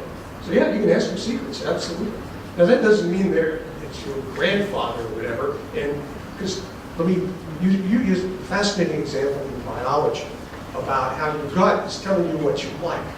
This is really true. What do you want for lunch? This electronic grandpa. Well, how does a machine or something electronic answer a question like that? It has no body. You can't tell whether it's hungry. It's not meaningful to talk about food. And now the questions will come up in society will be, does it have any rights at all? Does it still own its bank account? Can I respond to that? Sure. The idea that you're resurrected or simulated or whatever grandfather wouldn't experience hunger might not be entirely fair, because much of what we do when we eat has absolutely nothing to do with nourishment. It has to do with community and social function. And it may very well be that your like simulated grandfather says, you know what, I would like to sit down with you and have a hamburger. And it's like kind of a virtual universe of how it eats. And that might not have anything to do with it being physically nourished or what have you, but there might actually be it's at least plausible. Again, I'm the agnostic guy here. So it's kind of plausible that that scenario could play out. The social aspects of food, I agree with, but you're not going to be sitting there, hopefully, trying to shove a hamburger into it's a category error. Be virtual. So I'd like to invite more student questions and try to get my attention while the previous answer is being laid out, and then I'll put you in the queue right away. So, Joan, we have a woman here in the second row. This has been a great panel. Thank you so much. So I wanted to quickly comment on algorithmic bias. And I guess like a theme that I'm seeing here is that social policy influences technology. And if we change how we think about humanity, then later on our technology will follow. And I guess with algorithmic bias, a big thing with face recognition is there has been a lot of like discrimination, racial discrimination from facial recognition technologies, and a big thing is now there is this drive to diversify tech companies in order to have people on a team building this technology to be able to identify that the training data for this technology is not properly diverse, and thus the algorithm becomes discriminatory. And then to kind of build on the exponential growth question, so I guess a big thing that's driving artificial intelligence is this belief in progress, that like we as humans in our kind of like Western worldview need this single narrative for human progress. And maybe like an idea that's big in anthropology is that this narrative of human progress isn't necessarily the best narrative, and we should reframe how we understand the world. So I guess with what you're saying now, do you think that a big conversation in technology should be to reframe how we understand human progress? Should that be a way to avoid the apocalyptic scenario? Should that be a conversation to be had? Or are there reasons, like obviously medical advancements are great and that's driven by progress as well. So how should we approach that conversation from your point of view? So it's a question raised, and I think it certainly is important to focus attention on the history of power and the political contingencies. That should absolutely be part of a curriculum that we were talking about before for design teams and engineering. But it has to be more than just, it should be more than just a course or two. It also, because there's so many complexities involved in just trying to understand the relationship with technology and politics, the cultural history of ideas of progress and how that's played out from ways that are helpful. You gave the example of medicine to the history of eugenics in this country, for example, which was quite brutal and disastrous. And appreciating that and understanding the subtleties of that, it actually, just as one, I'm not going to take a single class in computer science and it's something I can go and design an AI system. You know, it actually is more involved in that. I need to do more in-depth exposure and training and sitting with things. And so this humanistic approach to the technology and to the power and the issues of equity are the same way. So one of the things that I want to echo that has been said on the panel before is that there has to be a greater engagement with some of the humanistic approaches here. I think you gave the example of diversifying these design teams in tech companies. The diversity and the inclusion have to be, they will be essential to achieving equitable outcomes. You know, it's not just what people know, and if they can just study well enough, they can say, okay, I've got equity, I can go in and design something.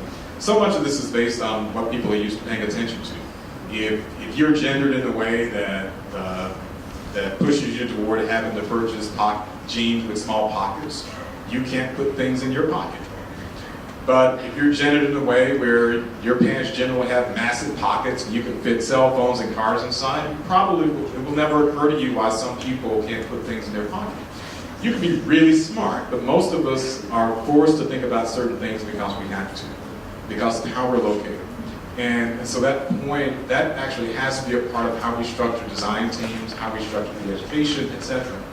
And if we do those, I think we will certainly be taking up practices that ensure more equitable outcomes. But it has to be at a level of depth, it has to be broad, and the stakes are actually quite critical.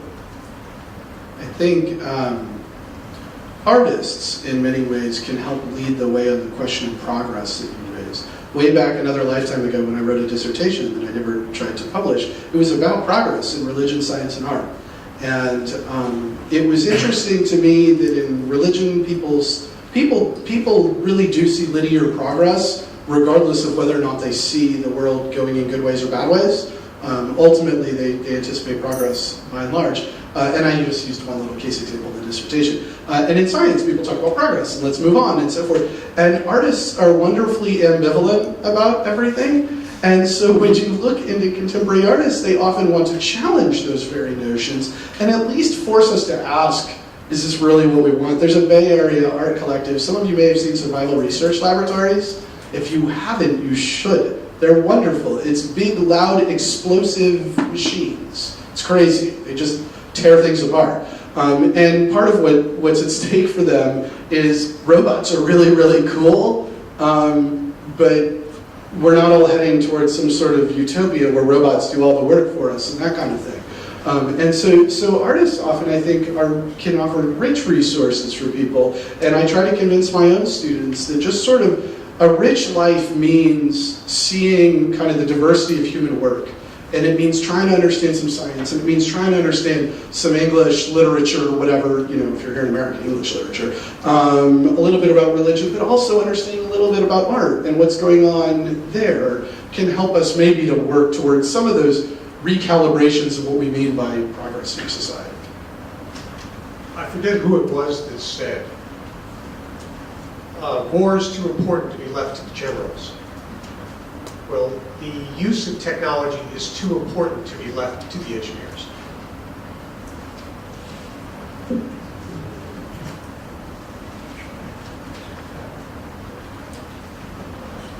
So, Sylvester, in your most recent book, you show that technology, in many different ways that we might define it, as well as ways of thinking about technology and humans' relationship to it, has played a vital role in colonialism and subtler colonialism. So I'm just wondering, to what extent do we see a continuation with AI and regimes of colonialism? Is there some sort of break where it's happening in a different way? So in terms of imposing asymmetric rule governance, we think about securing borders. We think about classifying people as state enemies. We think about law enforcement. What people traditionally think of as practices of war or warfare. Those have definitely been very, very much contingent on structuring the research, the development of AI technologies to make it easier to target people, to kill. So if you look at any border disputes, any military occupation happening anywhere in the world, you're seeing AI technology. It's being applied broadly. And again, this is one of the things the panel was talking about earlier, that some of the ooh and ah over the marvels of the technology can easily elide the the necropolitics of it, the fact that much of the technology is about death and destruction, and that is highly asymmetric. We have situations where people are less and less able to protect themselves or defend themselves from the militarism and the weaponry. One could, and people have written fascinating cultural histories of the technology of warfare, its use in colonialism. If you think of the Gatling gun, for example, that was very much in the colonial context of settler regimes throughout Africa who were killing indigenous people, and now you have a gun that can fire hundreds and hundreds of bullets at a time without reloading. And so it's certainly an area that not only is not immune to this technology in some ways, because colonialism is rooted in this presumption of subjecting people to political power, to the authority of the state, who are not members of the society. They're subject to it. They're treated as more expendable. And those people are probably going to continue to be the people who are the targets of new technologies for death, and unless we change it. So yes, this is definitely a very important intersection, and it has to require rigorous, not just analysis of the politics of the technology, but actual intervention and fighting for everyone to be recognized as having human rights and not be treated as expendable populations, which is usually what's happening in zones of settler occupation, in policing borders, and targeting people inside borders who are treated as people who don't belong, as enemies of that society. We can see something really similar with if you project from, say, drones and surveillance, right? When the Dakota Access Pipeline was being built, and the original line had it going under a town of largely white people, they objected, and so it got moved into a Native American community, whose objections were met with military resistance, right? And the pipeline was built regardless of whether or not they wanted it there. And if you imagine, say, a drone being used to surveil the population, if you took, I don't know, some wealthy white enclave, I'm living in New York, right? And so if you took a wealthy white enclave in suburban Connecticut, and they're going to object to having drones flying over them, policing them. But if you went to an impoverished urban neighborhood and you started flying drones to police people, those same people in Connecticut, they might not object to it being used. So as you said, even within our borders, there is kind of colonial control mechanism that the rest of us should not permit, right? I mean, if we're going to have drones surveilling us, they should be surveilling all of us. And it should just at least be fair. I mean, I'd rather they weren't doing it. But if they're going to do it, it should be all of us. Technology amplifies power. And as we apply technology in military contexts, we need to have a countervailing force of restraint. And that's a policy, and basically a policy issue that needs to happen. If you look at the history of how nuclear weapons changed the way in which wars were prosecuted, we've actually been in a period, believe it or not, of relative peace for the past 70 years because the danger is so great because of the power of that technology. My only hope is that with this new technology, that there will be a countervailing pressure to be very, very careful about how it is used, when it is used, and for what purposes. So our time is now at hand to conclude the program. Let me just make an observation, and that is, if say 100 or 500 years from now, I were around and witnessed a panel of intelligent machines having a conversation as morally sensitive and as competent with the use of language like justice and exclusion and fairness and so forth and so on, with such moral concern, I would be inclined myself to consider that group of machines persons of moral status, worthy of my moral regard. But until I see that happen, I'm going to continue to be skeptical myself. I want to thank the panelists, and Catherine especially, for this wonderful afternoon, for all of your really interesting and provocative thoughts. And yeah, for all of you for coming. This has been great. Thank you.